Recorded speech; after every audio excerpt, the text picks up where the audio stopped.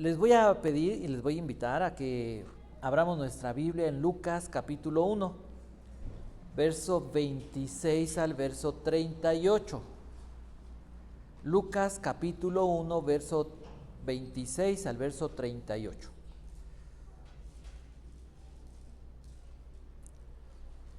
El título que le vamos a dar a este estudio es "Llamarás su nombre Jesús".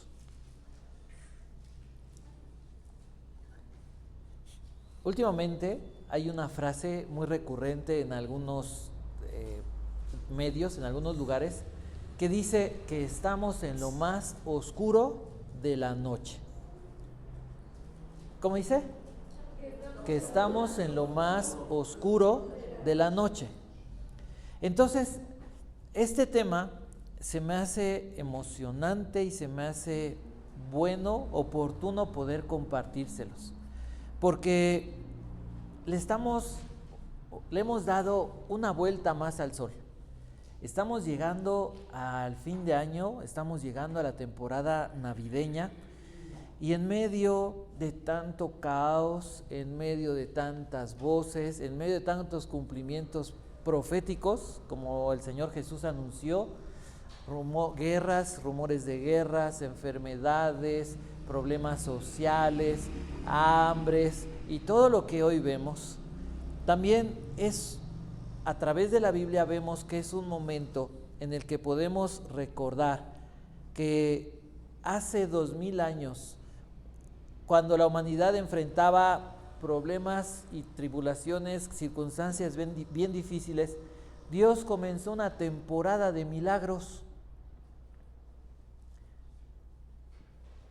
Dios comenzó esa temporada de milagros y lo que hizo fue manifestar su deseo de salvarnos y recordarnos, dice la Escritura, que no hay nada imposible para Dios.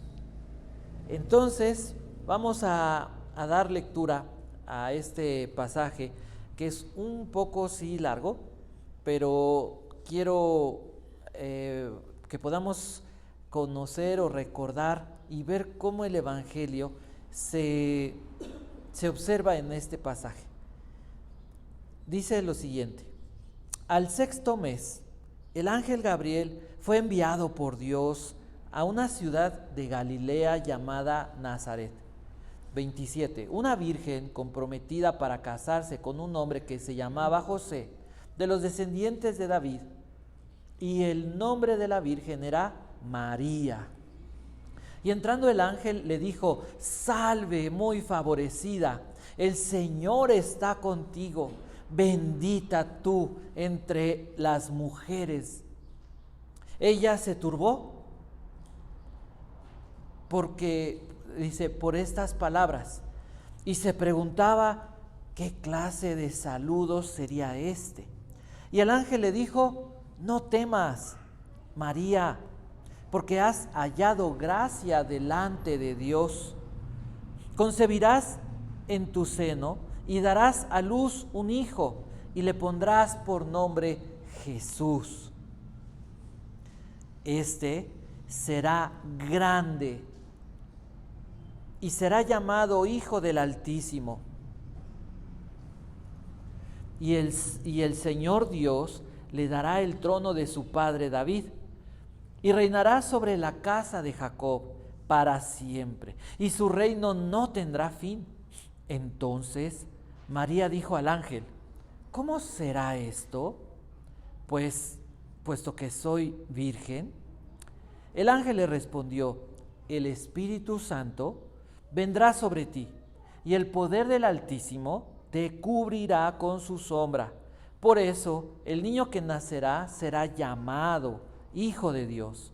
Tu parienta Elizabeth, en su vejez, también ha concebido un hijo, y este es el sexto mes para ella, la que llamaban estéril, porque ninguna cosa será imposible para Dios. Entonces María dijo: aquí tienes a la sierva del Señor, hágase conmigo conforme a tu palabra. Y el ángel se fue de su presencia. ¿De qué se trata esta porción? Comienza la manifestación del Evangelio. Podríamos sintetizar o resumir, el tema se trata del comienzo de la manifestación del Evangelio. ¿Se acuerdan? Varias veces, no lo olviden nunca.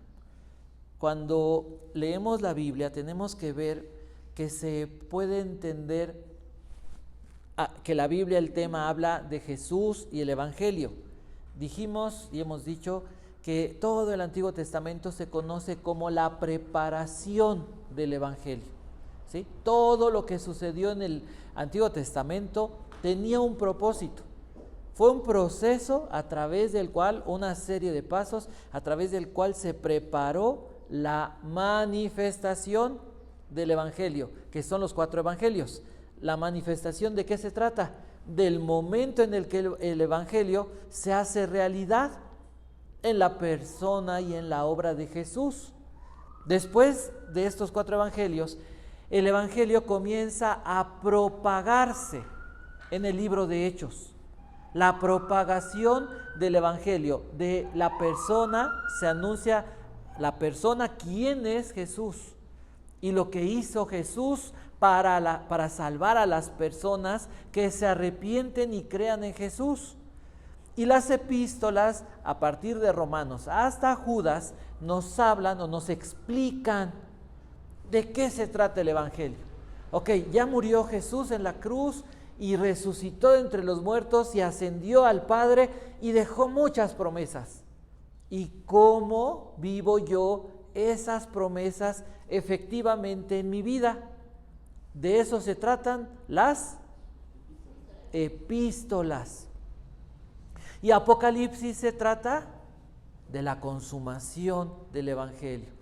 El Evangelio se establece, se cumple completamente, la victoria absoluta y completa de Jesús, estableciendo su reino, condenando a los rebeldes, a los enemigos y estableciendo una eterna paz, un reino de paz, de bendición eterno. Nunca más pecado, nunca más muerte, nunca más sufrimiento. Cuando lean la Biblia, si están leyendo el Antiguo Testamento, ¿de qué se va a tratar?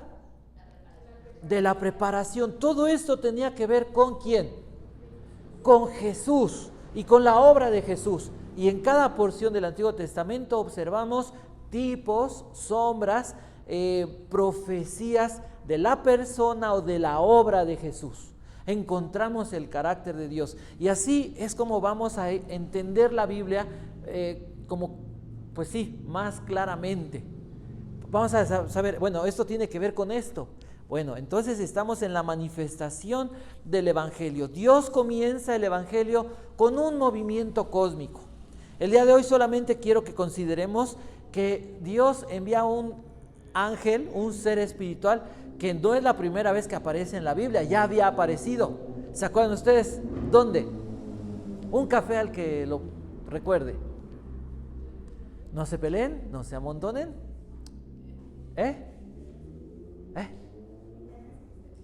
No, en Daniel, en el libro de Daniel, profeta Daniel.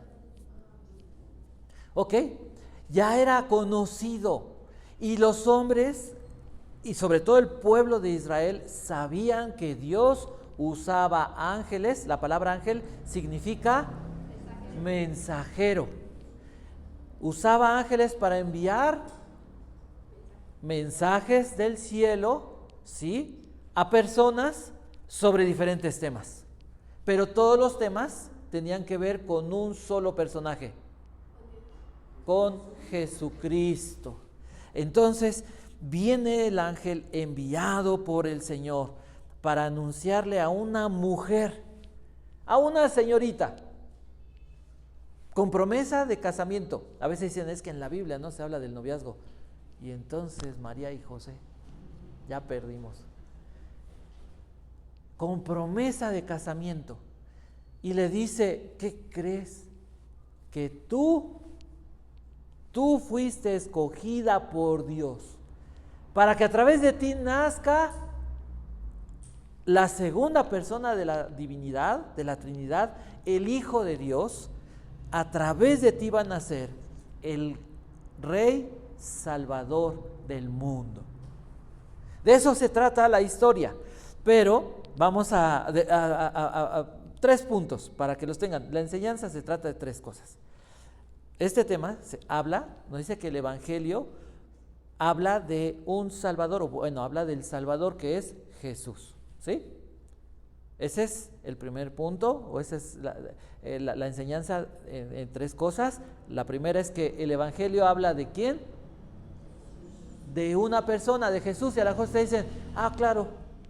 Bueno, quiero que ustedes sepan que en la historia de la humanidad, a partir de la ascensión de Jesús, comenzaron a haber un montón de filosofías, de teorías religiosas que afirman que no solamente Jesús fue ascendido, sino que María ascendió.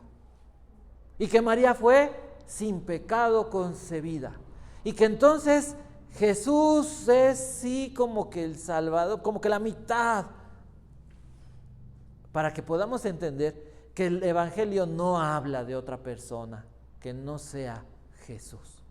Esto es muy importante, es trascendente. Yo creo en Jesús, pero creo en esto, pero creo en esto, pero creo en aquello, creo en esto. ¿Qué crees? Eso no es salvación, eso no es Evangelio.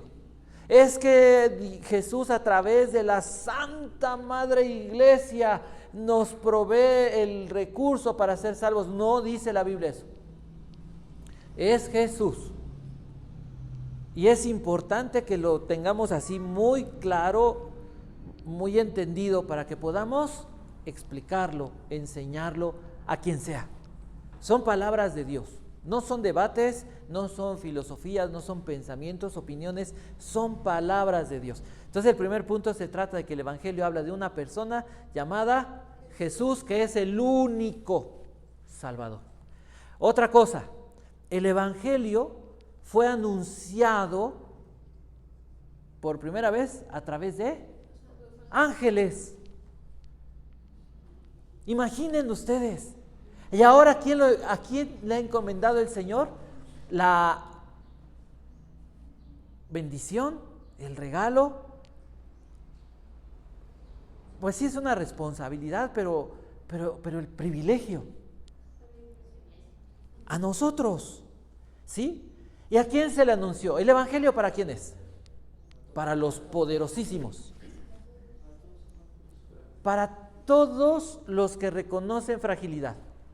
Puede ser alguien con mucho dinero, con poco dinero, con alguna buena vida o con una vida bastante difícil.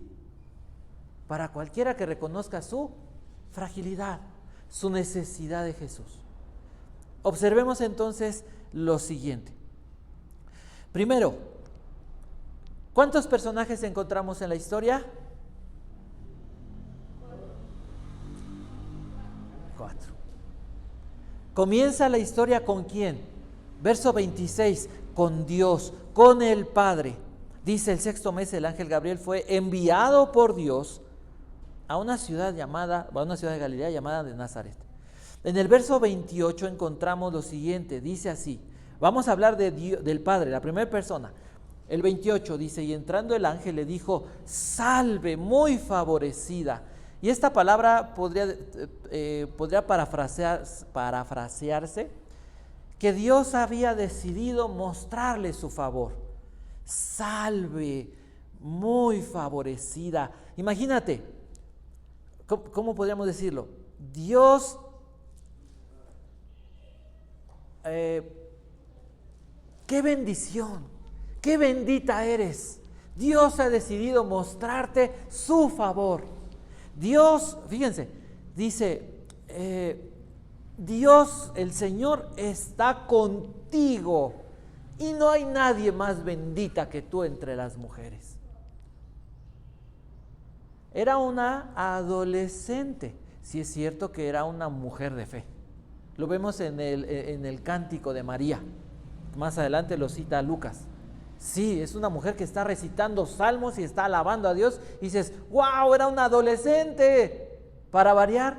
los niños, los que van hasta adelante, adorando y caminando y siguiendo a Jesús. Entonces, le dicen esto, verso 30. Estamos hablando de Dios, el Padre. Dice, y el ángel le dijo, no temas, María, porque has hallado gracia delante de Dios. Dios le ha concedido su favor. Verso 35 dice, el ángel le respondió, el Espíritu Santo, ahora habla del Espíritu Santo, ¿sí? Dios Espíritu Santo, vendrá sobre ti. Y podríamos parafrasear esto así, el Espíritu Santo vendrá, eso de sobre ti, hará que suceda. ¿Se puede traducir esa palabra, esa frase? Hará que suceda. Está hablando de un evento futuro. Para que puedan tener un poquito más clara esta figura en su mente, el día de Pentecostés, Hechos 1:8. No se vayan de Jerusalén hasta que venga, ¿se acuerdan? Sobre ustedes el Espíritu Santo y recibirán poder. Y serán mis testigos, dice la Escritura. Entonces dice, el Espíritu Santo vendrá, hará que suceda sobre ti, dice, su sombra estará sobre ti, descubrirá o te envolverá con un resplandor, te revestirá de su influencia sobrenatural. Porque la frase, no sé, a veces la lee uno y como que cuesta un poco de trabajo decir, ¿y cómo fue, no? Eso vendrá sobre ti, como cuando en Pentecostés el Espíritu Santo viene sobre los discípulos y aparece en lengua de fuego, ¿no? ¡Fum! Una obra milagrosa. ¿Y qué hizo el Espíritu Santo? La envuelve en esa gloria y entonces su influencia sobrenatural produce la concepción. Así se puede entender. El verso 37 dice, en el 36, fíjense, el ángel le dice, Dios está comenzando una temporada de milagros. Estoy parafraseando. Porque le dice, tu pariente, en el verso 36, tu pariente Elizabeth, en su vejez, también ha concebido un hijo. Eso ya también era un milagro. Zacarías y ella habían pasado toda su vida queriendo un hijo y no lo habían tenido, y dice, habían orado, habían pedido, no lo habían tenido, pero le dice el ángel, ¿qué crees? Que Dios, que ha comenzado esta temporada de milagros, ya le concedió a tu pariente Elizabeth que pueda tener un hijo. ¿Y qué crees? Ya tiene 6 meses de embarazo. ¿Cómo? ¿Se imagina la escena? Nos cuesta trabajo, obviamente, porque nunca hemos visto un ángel. Yo creo que como a todos ven un ángel y digo, curiosamente María no se desmayó porque cuando dice no temas, no, dice es que se sorprendió. No, pues yo creo que necesitaríamos un pañal, ¿no? Sí, ¿no? O sea, todas las veces que aparecieron ángeles, ¿qué pasaba con los hombres? Se aterrorizaban, y Ezequiel se cayó, y Daniel igual, y hubo quien, ¿no? Esa es una experiencia extraordinaria. Entonces, dice el verso 36 está hablando, el ángel le explica esto a María, y en el 37 le dice, porque ninguna cosa hay imposible para Dios. Es el momento. Jesús va a venir. Y nosotros decimos en este momento, gloria a Dios. Le aplaudimos a Dios, ¿no? Y le damos gracias a Dios. Y eso es verdad. Y eso debe de acelerar nuestro corazón, ¿no? Así, ¿por qué me pongo así? ¿Por qué me acelero? Pues porque nuestro espíritu debe emocionar nuestra mente, nuestro corazón, alterar nuestras emociones. Físicamente debemos decir, es que Jesús ya vino. ¿Cuántos años de humanidad tardó el Señor Jesús para venir? No me voy a decir como millones de millones de millones, no. Bíblicamente, es que ya me asuste. No, bíblicamente, de veras, si ustedes hacen cuentas, y hay un comentarista que se apellida Usher, como las pastillas Usher, que hace una cronología, pero lo pueden hacer ustedes y van a llegar a la misma conclusión.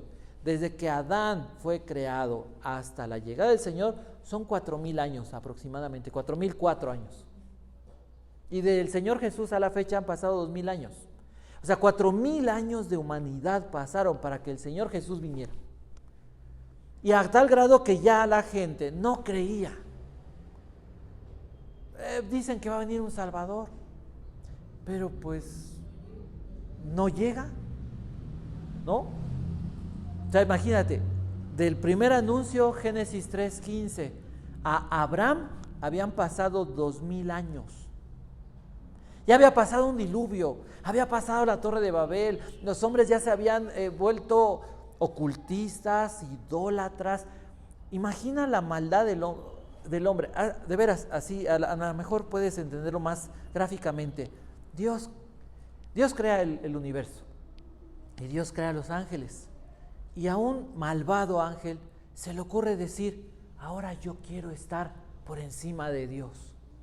O sea, tú creaste una empresa, tú eres dueño de algo, y de repente, así un empleado al que tú le diste trabajo, casi piensa alguien que hubieras adoptado o recogido de la calle.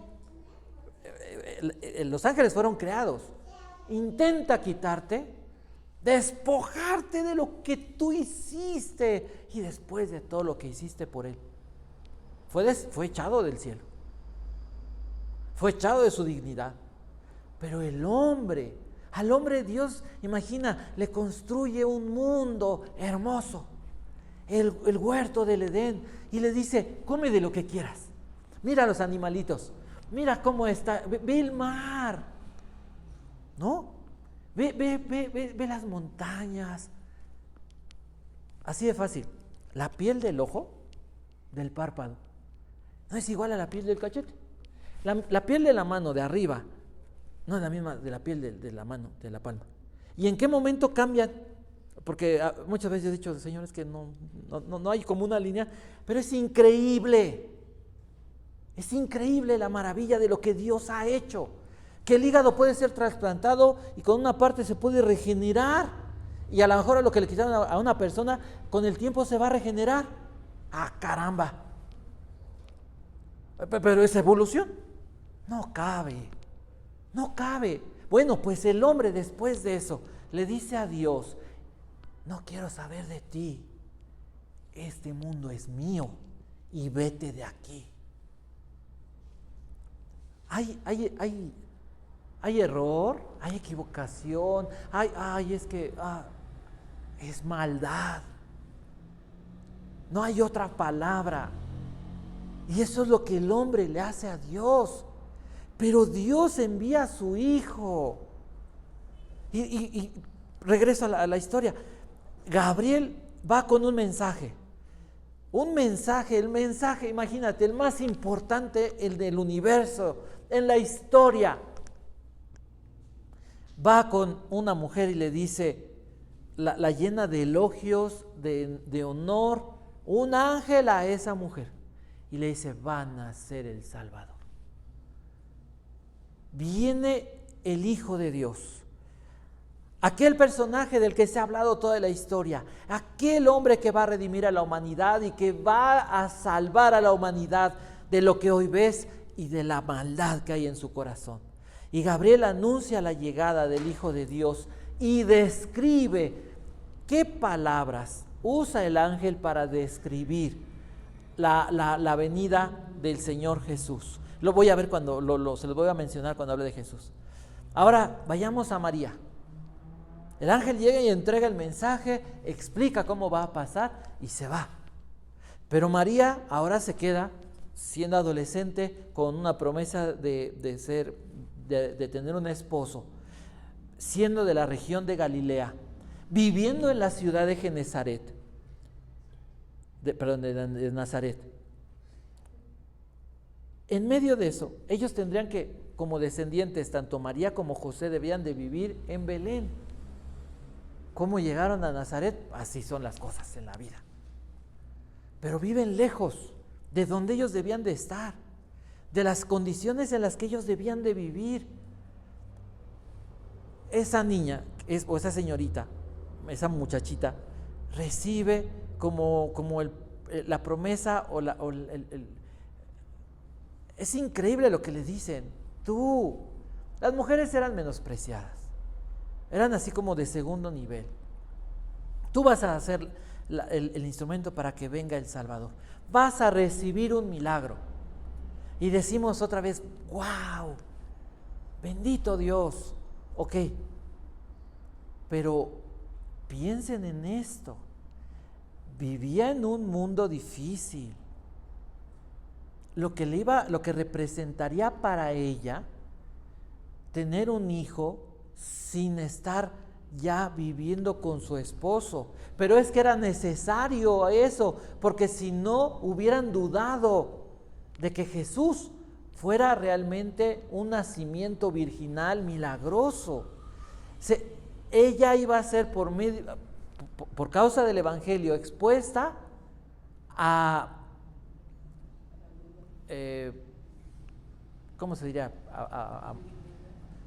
Pues sí, a indignidad, o la acusarían de maldad, de fornicación, de una mujer ¿cómo? Libertina, sin temor de Dios, alejada de Dios, ¿sí? Y eso merecía, como se consideraba casi como el adulterio, merecía ser apedreada.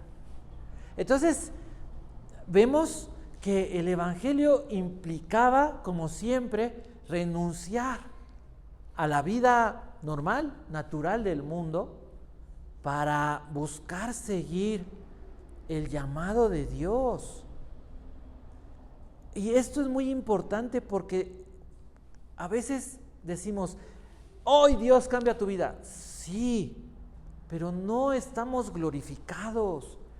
Y el Evangelio implica peligros y riesgos. O sea, no vamos a salir de aquí, somos inmunes a todo. Porque el mundo en el que vivimos es un mundo que está en contra de Dios. No podemos decir, es un error. No,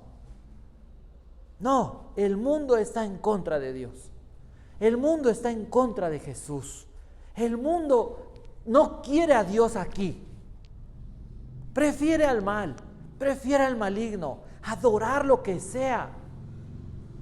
En la semana, una persona le ve así muy ostentoso como collar y dije, esta cosa está rara. Y le pregunté, ¿y esto?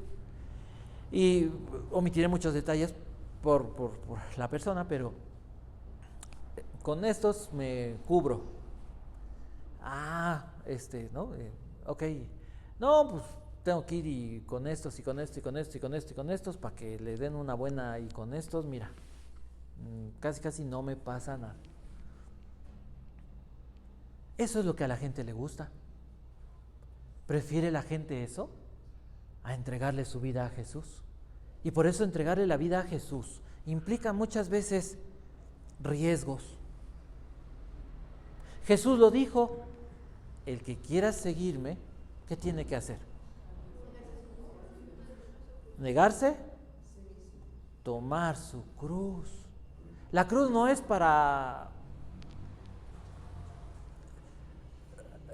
no es como un collar, un nazaret, no es un adorno. La cruz, ¿qué implica? Literalmente sería, bueno, sacrificio, pero ese sacrificio de muerte. De muerte. Y miren, para nosotros no es todavía literal. Pero en el país, México, ya es un país considerado peligroso para el Evangelio. Y en lugares, en Hidalgo, Chiapas, Oaxaca, Guerrero, Veracruz. Ya pasa y ya queman, matan, expulsan de las escuelas, tú no te damos agua ni servicios y si te vemos te golpeamos y vete de aquí porque aquí no queremos nada de ustedes. Pero en Afganistán, en Pakistán, en esos lugares, a Pakistán, ¿no? A los cristianos se les trata como cristianos, como una subraza. O sea, humanos de segunda categoría. ¿Y saben qué trabajos hacen? Limpiar las cloacas. Y no creas que es meter una varilla.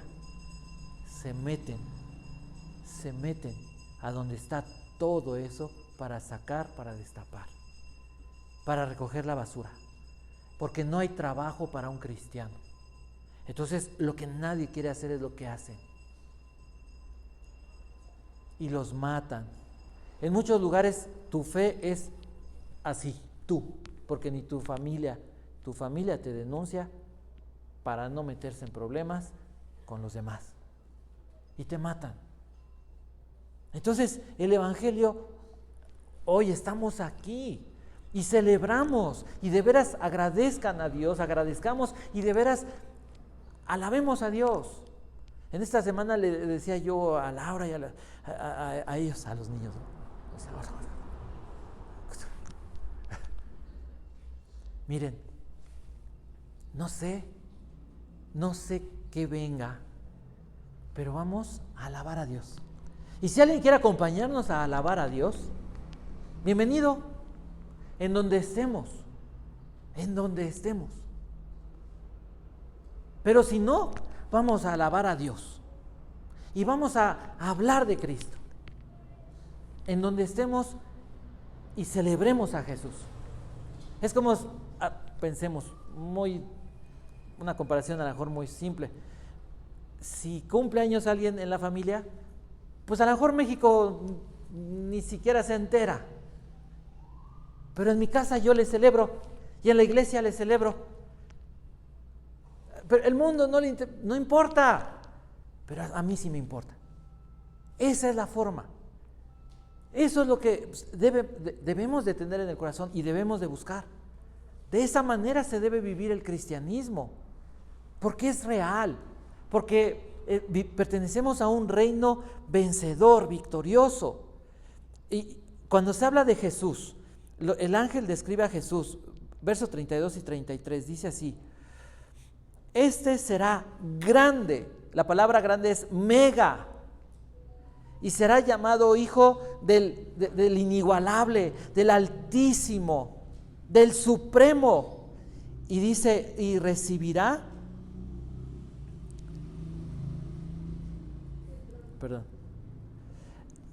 le dará el trono, o recibirá el trono de su padre David, y reinará sobre la casa de Jacob, y su reino será para siempre, no tendrá fin. Entonces, la forma en la que, y del verso 35 dice, el Espíritu Santo vendrá, dice, por eso el niño que nacerá será llamado Hijo de Dios. ¿Qué significa ser hijo de Dios? No es una creación de Dios, no es un Dios más pequeño.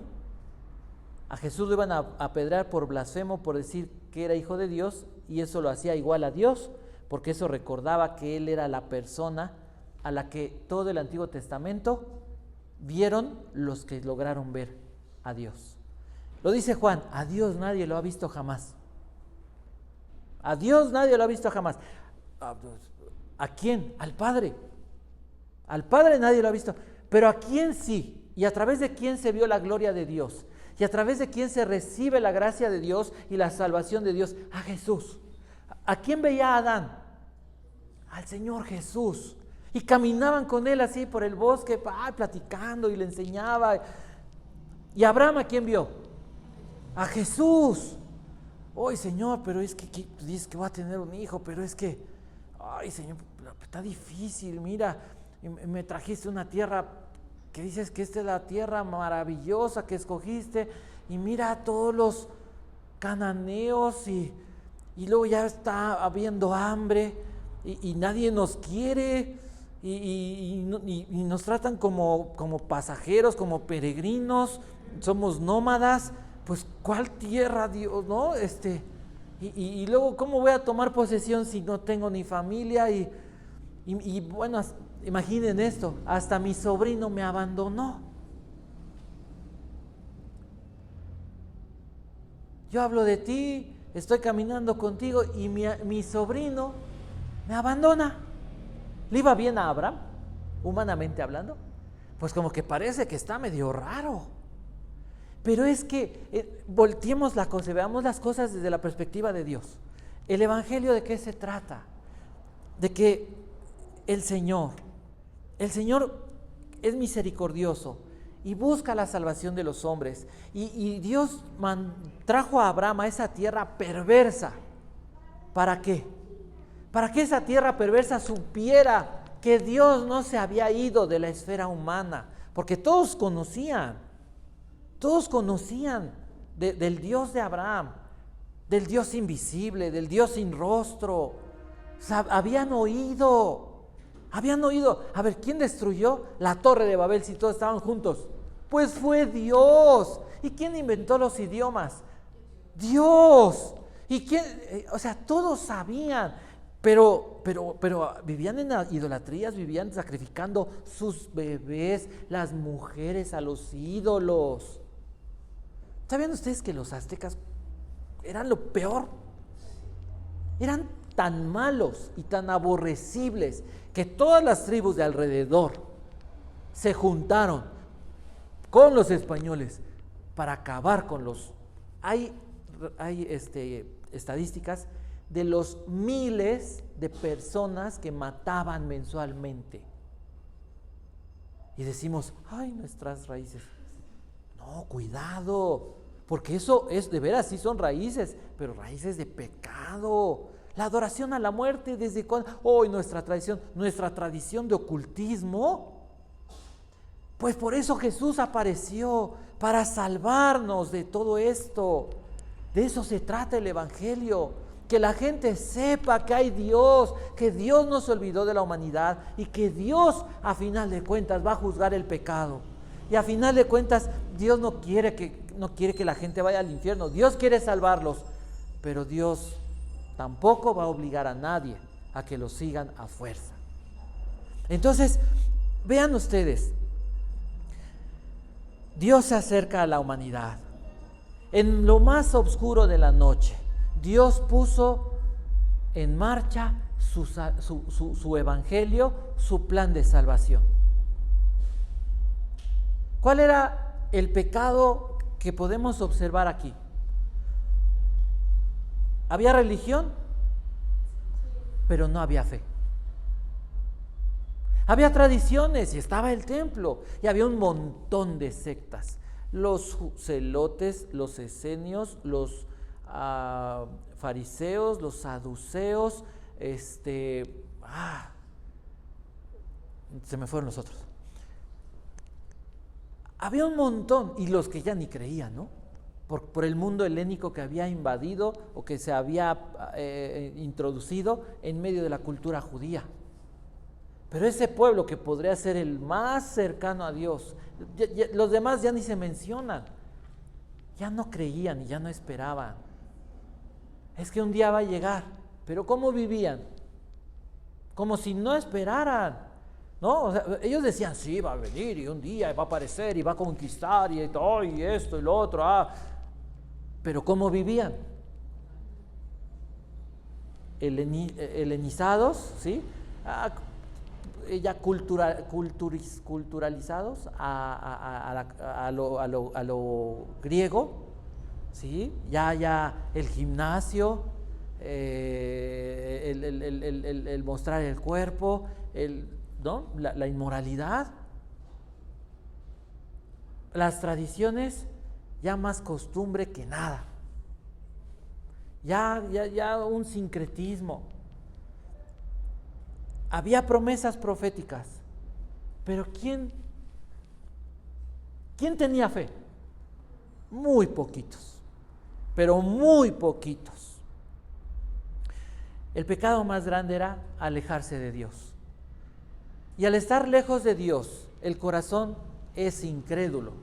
El corazón incrédulo se aleja de Dios. Y es como un círculo terrible. ¿Cuáles eran las consecuencias de esa vida? Fíjense, oprimidos por los romanos, su corazón lleno de frustración, porque los que esperaban ya se habían cansado de esperar, porque ya no tenían fe, porque ya nadie creía, porque decían, es que mira cómo está el templo, y mira el sacerdote. Entre los sacerdotes estos dicen que ya ni siquiera caben los profetas, ya no creen en los salmos, dicen que solamente la ley de Moisés. Y luego los herodianos, no, pues estos ya se vendieron con Herodes, y Herodes era moabita, o sea, Herodes era un usurpador del reino de Dios. ¿Cómo estaban viviendo? ¿Y cuál era la condición social? Entre ellos mismos se peleaban. ¿Económica? Terrible, terrible. Y lo peor es que no había esperanza porque no había fe. Y al final, la mayoría de esas personas estaban yendo al infierno. Entonces, cuando era lo más oscuro de la noche, ¿qué fue lo que hizo Dios? Envía a su Hijo. Jesús, ¿qué significa Jesús? Jehová salva, o Jehová el Salvador. Entonces Jehová de todo el Antiguo Testamento, ¿quién era? Jesús. El que se había aparecido a los hombres era Jesús. Al que vio a Isaías que sus faldas llenaban el templo y los ángeles decían, santo, santo, santo, ay de mí que soy hombre muerto, porque siendo un hombre pecador han visto mis ojos a Jehová de los ejércitos. ¿A quién vio? A Jesús. ¿Y murió Isaías? ¿Qué le dijo? Manda a un ser espiritual, le pone el carbón sacado del altar y dice, tu pecado ha sido limpiado. Ese es el deseo de Dios. De eso se trata la salvación, de ser limpiados del pecado, de ser librados de... Jesús vino y murió en la cruz, resucitó y ascendió. ¿Los romanos dejaron de gobernar ese lugar? ¿Dejaron de haber celotes, fariseos, saduceos, Sanedrín y los demás? ¿Dejó de haber un mundo pagano? No. Pero los que creyeron en Jesús fueron librados de la frustración, fueron librados de la desesperanza, fueron librados de la incredulidad. ¿Cuál era la invitación que hacía el Señor? Él invitaba a cualquier persona que reconociera su situación de aflicción, desesperanza, de vacío por no tener una relación con Dios. Los invitaba a entrar a su reino con una condición. ¿Cuál era la condición? Que las personas dejaran que Jesús entrara ¿en dónde? En su corazón para reinar en su vida. No nada más es, bueno, sí ya entró, pero límites. Con Jesús no hay límites. En lo más oscuro de la noche, entonces, debemos recordar que Jesús es el Salvador y que no hay nada imposible para Dios.